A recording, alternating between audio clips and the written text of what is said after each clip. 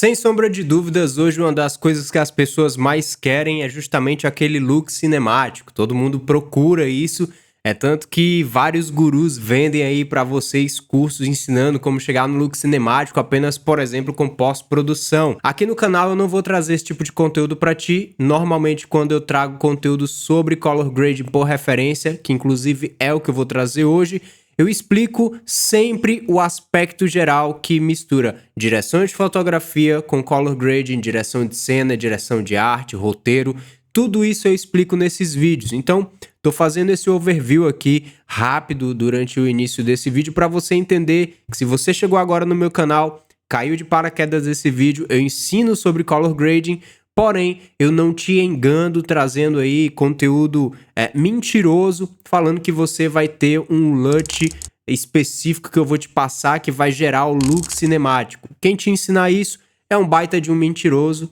e um guru sem vergonha. Então, presta muita atenção aqui nesse vídeo. Eu vou te explicar os processos que eu utilizei para utilizar ali uma referência, que é um documentário, para gerar um vídeo aqui super simples, um layout de fotografia, direção de fotografia que eu vou mostrar para você como que eu fiz, e que você vai entender que com esse pequeno layout e um pouquinho de noção, você consegue aí chegar num look semelhante ao da nossa referência aqui, que é esse documentário da Netflix. Então vamos lá, eu tenho essa imagem aqui, isso aqui é a imagem que eu fiz para mim, né, para poder utilizar como aula aí para explicações aqui no canal.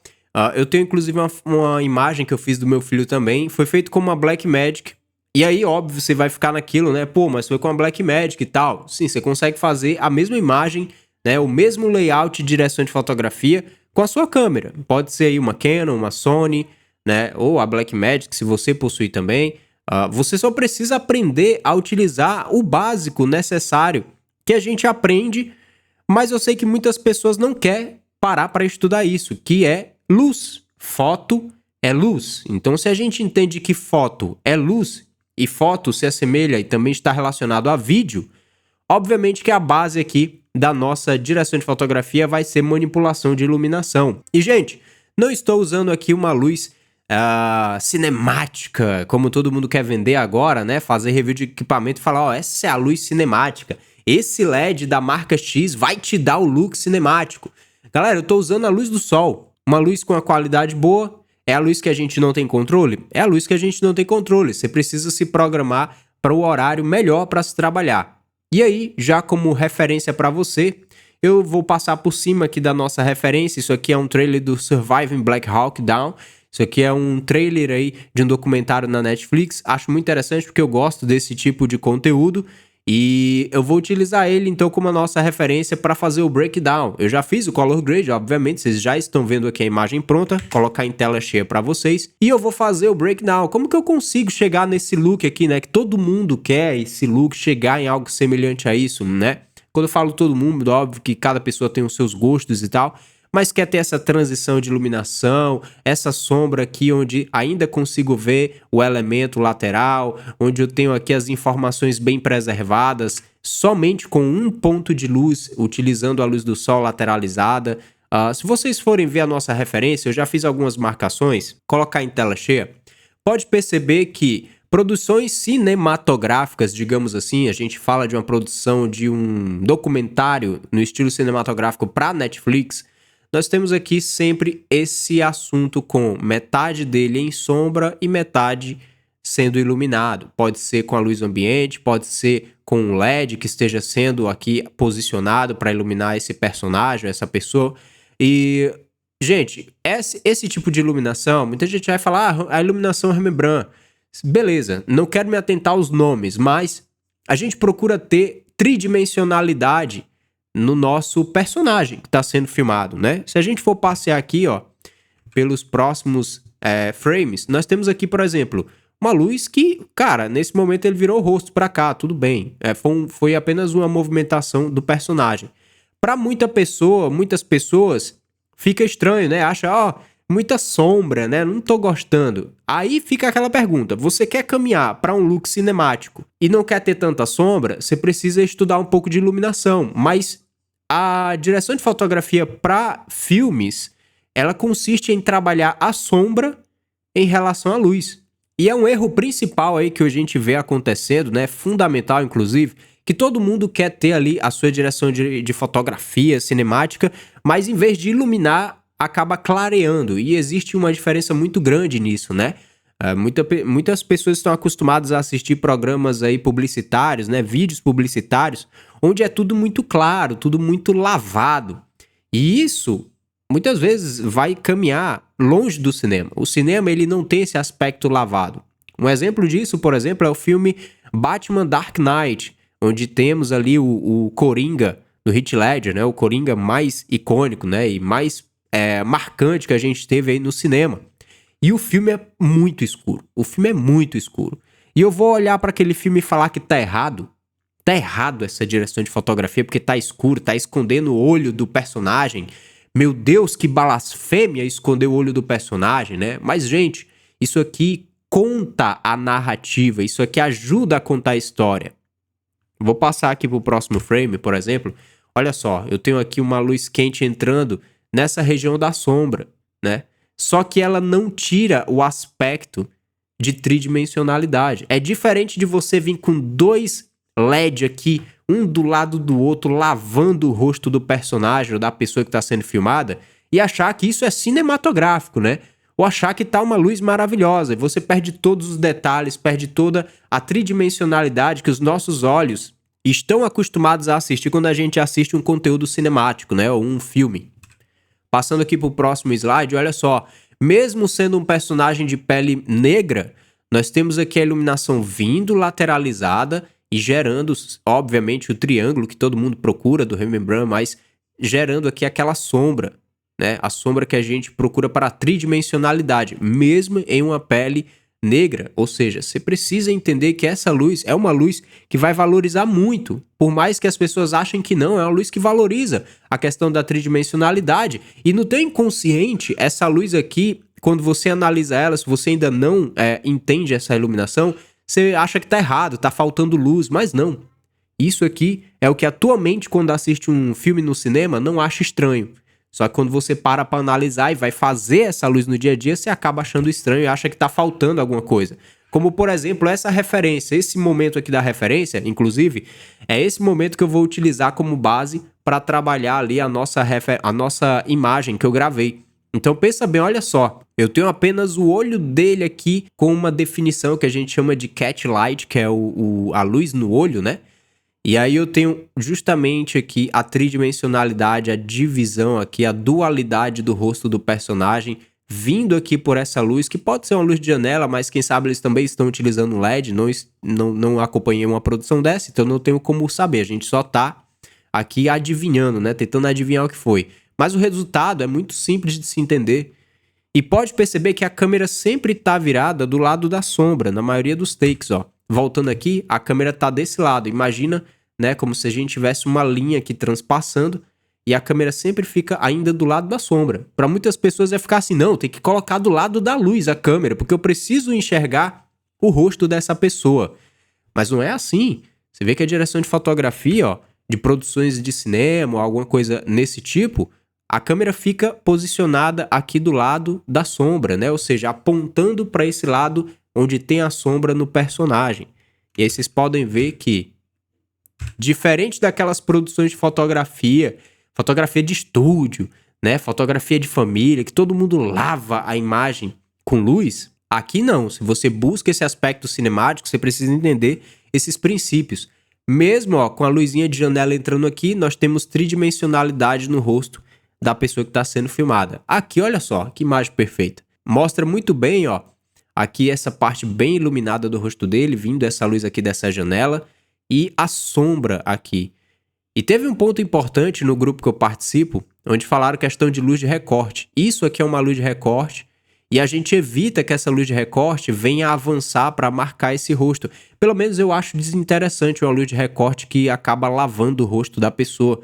Porque como eu quero tridimensionalidade nesse ambiente, nesse rosto em específico, o recorte pode vir aqui, pode vir no cabelo, mas eu parto desse princípio aqui também, que eu não gosto muito de recorte avançando aqui. E que é o que vocês veem em muitas produções publicitárias, né?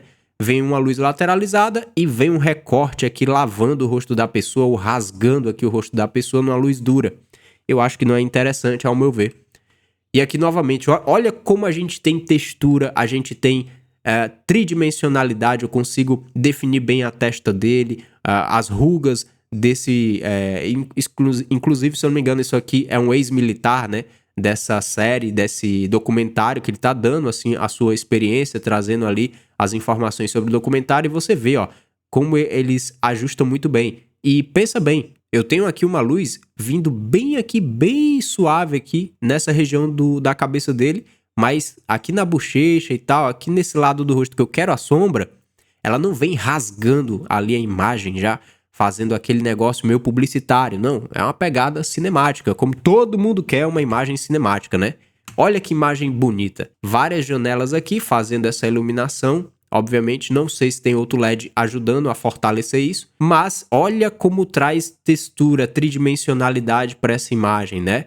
Não precisa mostrar tudo na cena, não precisa exibir tudo na cena. Ele é o assunto principal. Criando tridimensionalidade nele, a gente deixa que o ambiente dos objetos que não fazem parte da composição do roteiro não precisam estar tudo iluminado. Então nós temos aqui uma iluminação lindíssima. O documentário se utiliza muito desse tipo de iluminação. Olha como fica a pele do cara, porque remete muito à questão da idade, né? Ou seja, eles estão falando de um fato histórico que aconteceu, e aqui são pessoas que participaram desse fato histórico, e obviamente elas já evoluíram na idade, são idosos e etc, pessoas que estão mais maduras. Claro que eu não ia vir aqui e lavar o rosto dele com duas luzes só porque tá marcando as linhas de expressão. Até porque é isso que a gente quer retratar aqui. Então nós temos uma luz que entra aqui fazendo a iluminação no rosto dele e tem mais uma luz vindo aqui dura para fazer algumas marcações e marcar mais ainda as linhas de expressão, né? Pode ver que esses pontos de highlight aqui que a gente tem é provavelmente uma terceira ou a segunda iluminação que está vindo junto com a luz lateralizada para marcar cada vez mais isso. Para mim, o que eu tenho para dizer para vocês é: isso aqui é luz cinemática, ao meu ver. Você pode discordar ou não, mas vai continuar sendo utilizada no cinema e a gente tem a nossa referência já para trabalhar aqui. Então, tendo a nossa referência, eu vou tirar aqui um frame disso. Vou pegar aqui, fazer um frame dessa parte. E beleza, agora que eu tenho um frame da nossa parte, eu posso muito bem vir aqui, clicar em Clips. E aqui, quando eu clico em Clips, a gente vai colocar um do lado do outro para a gente bater a nossa referência, certo? Novamente, direção de fotografia, eu tenho aqui duas imagens que foram gravadas com lentes diferentes, com câmera diferente, vai ter as suas particularidades. Não é esse ponto que eu quero entrar aqui neste vídeo, mas é justamente o fato da iluminação em si. Vocês podem perceber que a gente veio com a luz aqui, lateralizada, uma luz de janela, e eu tenho a sombra se fazendo aqui. No meu ambiente, é um ambiente que ele é muito claro, um ambiente com paredes brancas, né? Então eu precisei utilizar um negativo, ou seja, é apenas a luz da janela vindo à luz do sol, e do lado aqui para eu fazer esse shape, né? Ou seja, essa sombra lateralizada aqui, eu utilizo um rebatedor no lado preto. Isso me ajuda a fazer justamente o lado negativo, né? O negative fill, que a gente fala que é o preenchimento negativo na imagem. Agora, se a gente vier para o breakdown aqui do meu color grading, eu tenho aqui, vocês estão vendo já a imagem completa, né? Pronta. Eu vou desabilitar aqui os nós, para vocês terem uma noção do trabalho feito aqui no log, né? Ou seja, a gente entrou com o log da Blackmagic.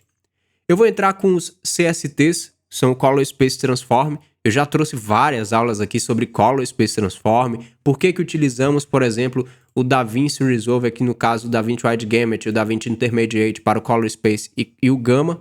Então, só passando por cima, né? Não vou me aprofundar. Primeiro nó é o nó que a gente entra com o input da câmera, faz a conversão para o DaVinci Wide Gamut, DaVinci Intermediate. Por que, Ítalo, DaVinci Wide Gamut Intermediate? Onde está essa informação? Shift 9, a gente vem aqui para as setagens do projeto. Color Management, nós temos aqui DaVinci YRGB. Nós estamos trabalhando luminância e canal RGB. Temos aqui o espaço de cor da timeline, DaVinci Wide Gamut e DaVinci Intermediate, que é justamente o que a gente tem aqui na aba de efeitos, né? No Color Space Transform, Wide Gamut Intermediate. Então, essas informações que a gente traz no input. Quando a gente vem para o output, eu vou pegar então do próprio espaço de cor e gama do DaVinci Resolve, que está configurado no meu projeto, e trazer para o Rec 709 Gama 2.4, que é as saídas para as telas, celular, tela monitor aqui de PC, TVs, etc. Depois disso, a gente vem com Noise Reduction para a gente tirar um ruído, fazer uma limpeza na imagem, né, os ruídos que a gente não quer. E eu entro com um nó de base. Gente, trabalho simples, não precisa aqui enfeitar demais, trabalho simples. Olha só, aqui é a nossa waveform, né? Nós temos aqui um trabalho de waveform onde eu vou começar a esticar a waveform para tirar ali as características. Lembrando que isso aqui é uma lente vintage, então ela naturalmente já é fletada, é uma lente muito flat, é uma lente que ela não é ali uma lente com muito contraste. Então eu venho trazendo aos poucos esse contraste para eu não destruir a imagem já no começo. Então eu tenho um trabalho com HDR que foi feito aqui no Global, onde eu dei um ganho de luz nessa região. E depois a gente tem um trabalho nas curvas, onde eu falo sobre esse tipo de curva aqui. É uma curva que valoriza muito os realces, a gente preserva essas informações. Sempre falo para vocês, eu evito ultrapassar o número 896, que me garante ter uns realces garantidos aí de não estourar, né? Ou não chegar perto do branco total e clipar, né? Que aí a gente perderia informação na pele. Depois disso, a gente vem aqui então com Bleach Bypass. Também tenho aula no canal explicando sobre Bleach Bypass, que é muito utilizado, foi muito utilizado aí já no começo no filme do Resgate do Soldado Ryan, onde a gente trabalha o trabalho de saturação versus contraste, e a gente tem aí um aspecto interessante já entrando na nossa imagem. Depois disso, um pouquinho de saturação já para trazer o quê? Vida, né? Então a gente começa a trazer vida aqui para nossa imagem, e eu venho com densidade, para a gente ter densidade na pele. Vou colocar em tela cheia para você ver. Aqui é com a densidade aplicada e aqui é sem densidade. Para você pode ser apenas um detalhe, mas isso, junto com os demais efeitos, demais ajustes que a gente vai fazer na nossa imagem, trazem aí o peso necessário que a gente necessita para o look final. Eu utilizei aqui, na questão de densidade, o nosso Hue versus Luminance. Você pode utilizar, por exemplo, o Color Slice, que também tem aqui já uma ferramenta de densidade, mas eu achei necessário utilizar ele, que é onde eu mapeei a minha pele. Eu queria a pele um pouco mais densa. E densidade é utilizado muito nos filmes aí, trailers, documentários. É algo que te ajuda a ter densidade de cor.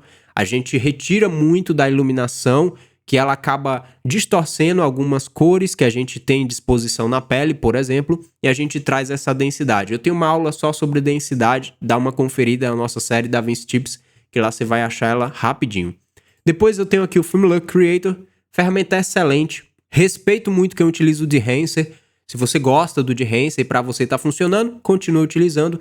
Eu não necessito do Dehancer no meu color grade, no meu dia a dia, porque o próprio Film Look já traz aí o que eu preciso, né? Aqui é antes do Film Look Creator e agora com o Film Look Creator, o look desejado que eu quis chegar. Se a gente abrir aqui, eu tenho algumas configurações que eu fiz. Então eu tenho o Rodecaster, que vai simular o 2383 Kodak, né? Uma simulação aí de um Cineprint. E aqui eu tenho a intensidade dele, né? O blend dele aqui, nesse Film Look Blend, que a gente mistura com a imagem original, o efeito que a gente está aplicando. O Skin Bias, que vai trabalhar em cima da pele. Aqui eu evito fazer algum tipo de trabalho muito forte. A única coisa que eu fiz aqui semelhante foi o contraste, que eu dei uma subidinha no contraste, porque, lembrando, é uma lente que não tem tanto contraste, é uma lente vintage. Eu tô com ela aqui, é a Helios, eu tenho aqui a Helios 44M7, a versão M7 dela, né, 58mm, uma lente extraordinária, construção aí soviética, uma lente muito boa. Se a gente quer características, principalmente de blur, ela é muito interessante. E aí eu preciso acrescentar um pouco de contraste, porque ela não é uma lente com contraste acentuado. Depois disso a gente vem no Split Toning, onde eu criei já um look bem sutil. Coisa simples para dar uma valorizadinha a mais ali na tonalidade de pele. Isso aqui eu tenho aula explicando sobre o Film Look Creator. Vou deixar aqui no card para você assistir depois aí, vale muito a pena.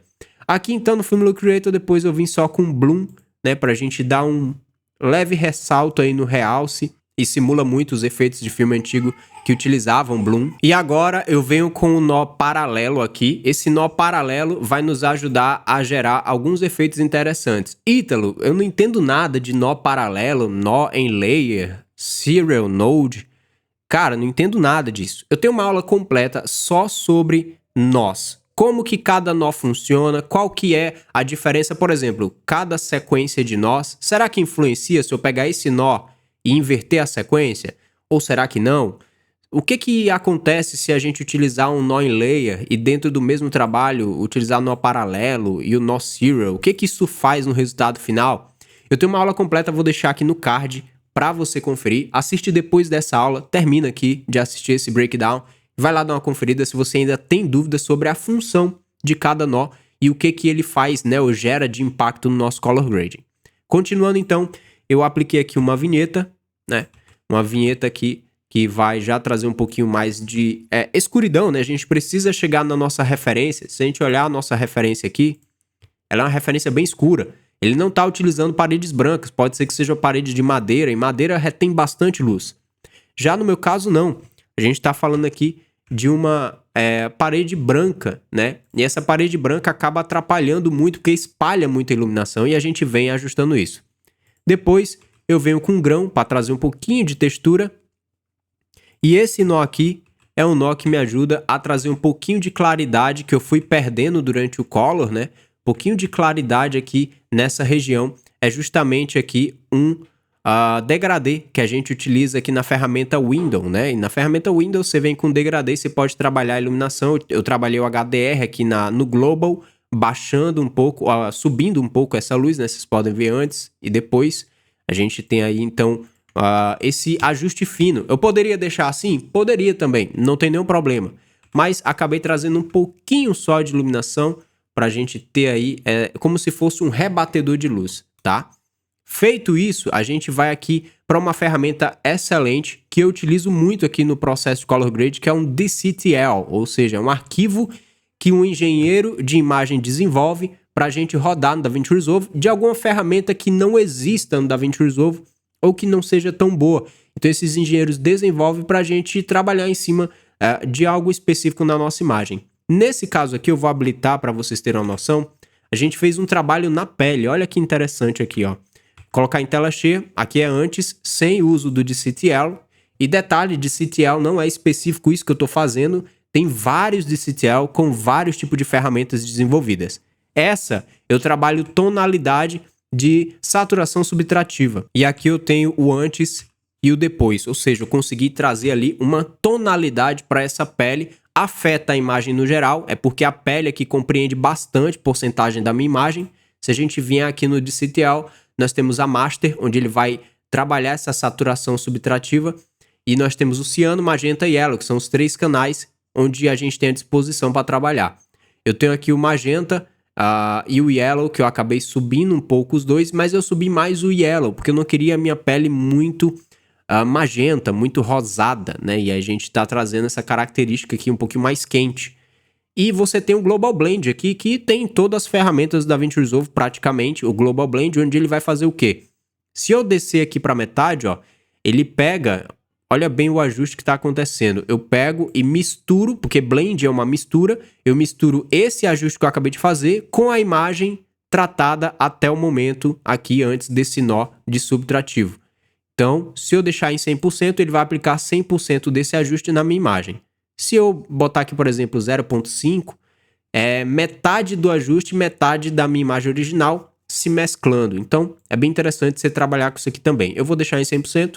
E depois disso, a gente vem com um pouquinho de Sharp aqui, só para resgatar um pouco da nitidez perdida dessa lente. Poderia deixar sem também, não tem problema nenhum. E aí, terminamos aqui com CTO. E esse nó aqui seria o nó de LUT, né? Que todo mundo gosta de um LUT, adora um LUT. Aqui eu já deixei desabilitado. Ele vem aqui porque isso aqui é uma árvore de nós padrão que eu utilizo aqui nos meus trabalhos de color grading. E aqui eu poderia habilitar, mas já lavou a minha imagem, eu não gostei, então eu deixo desabilitado, porque eu já cheguei no look ideal que eu queria aqui. E praticamente é isso. Ou seja, até isso, quando a gente fala de LUT, cara, nem toda imagem vai necessitar de você utilizar um LUT. As pessoas ficaram muito dependentes de LUT. E além de não fazerem um trabalho correto com LUT, fazer um trabalho bem destrutivo, toda imagem tem que ter LUT. Isso, não sei quem que tá ensinando isso, não sei qual é o guru aí desgraçado que tá ensinando isso, mas toma bastante cuidado, né? Se você ficar gastando seu dinheiro com porcaria de LUT, eu fiz um color grade completo aqui, sem necessidade de LUT, e aí a minha pergunta que eu faço pra ti é, olha só, uma luz simples vindo de uma luz de janela com simplesmente um negative fill, ou seja, vou até mostrar pra vocês aqui, né, pensar que eu tô mentindo, aqui vocês podem ver, ó, isso daqui é um rebatedor, ó, tá aqui, só que ele tá do lado preto, ele tá do lado negativo. Isso para eu poder matar a iluminação que fica rebatendo aqui das paredes brancas. Vocês podem ver que a minha parede é branca. Então, é quase o que eu tô iluminando aqui, que vocês estão enxergando. É como se aqui fosse a luz da janela e aqui é o preenchimento negativo para gerar sombra na lateral. É praticamente o que está acontecendo aqui. Com um trabalho correto de color grade, de forma defensiva e não destrutiva, o mínimo destrutivo possível, sem necessidade de LUT, a gente chegou no look ideal, que vai nos remeter aí à nossa referência. A gente colocar aqui a referência em tela cheia, a gente chegou aí praticamente perto da referência. Não vou conseguir copiar, tem características de lente, características de câmera que a gente tem que considerar, mas se você quer reproduzir algo parecido com a referência que você gosta, galera, precisa de LUT. Vocês estão vendo aqui em tela cheia, precisa de LUT o que eu tô fazendo, o que eu acabei de fazer. Então, não sei quem fica ensinando isso na internet, não fico acompanhando muito assim influenciador aqui no Brasil, e não só no Brasil, nos Estados Unidos, fora do Brasil também tem essas porcaria tudo. Ou seja, você gasta uma nota violenta para ter um LUT. Galera, LUT é o cheirinho ali, é o detalhezinho que você vai utilizar. E não, LUT não vai deixar a tua imagem cinematográfica, né? Eu acredito que as pessoas já entendam isso, ou não, porque eu vejo que muita gente ainda cai em lorota de guru e fica comprando LUT, gastando rios e rios de dinheiro e não consegue fazer o quê? O fundamento. Isso aqui é o fundamento. Isso aqui, o LUT em si é a perfumaria. E sem utilizar o LUT a gente chegou na nossa referência. Eu espero que você possa ter entendido então essa aula, essa explicação de um breakdown. Agora você tem ali as ferramentas necessárias para, se você quiser reproduzir, por exemplo, um look aí de documentário ou um look cinematográfico que todo mundo procura, obviamente não se resume a só isso, pessoal. Temos aí direção de fotografia envolvida, direção de arte, roteiro.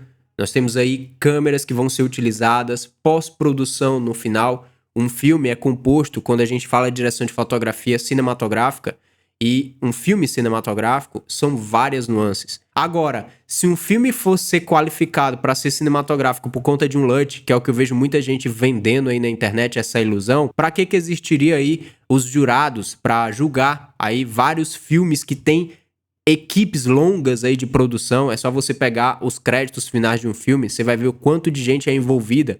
Você acha mesmo que resumir aquela equipe toda, que todo mundo que pensou para chegar no resultado final desse filme, seria resumido a um LUT para te trazer um aspecto cinematográfico? Pensa bem nisso, não caia mais em conversinha fiada aí de quem fica vendendo o curso e te enganando. Não é o LUT que vai fazer o teu vídeo ficar bom e não será o LUT que vai corrigir a tua falta de direção de fotografia. Então pensa muito bem nisso. Eu espero que você possa ter entendido esse vídeo. Obviamente eu sempre vou trazer a realidade para vocês. E claro, se você gostou desse vídeo, deixa o teu like, me ajuda bastante aqui no canal. A gente a difundir esse conteúdo e tirar esses conteúdos que ensinam bobagem, e a gente procura ensinar aquilo que é corretamente certo aqui para se utilizar durante as nossas produções. Muito obrigado por ter acompanhado esse vídeo até aqui. Um forte abraço. Valeu. Tchau.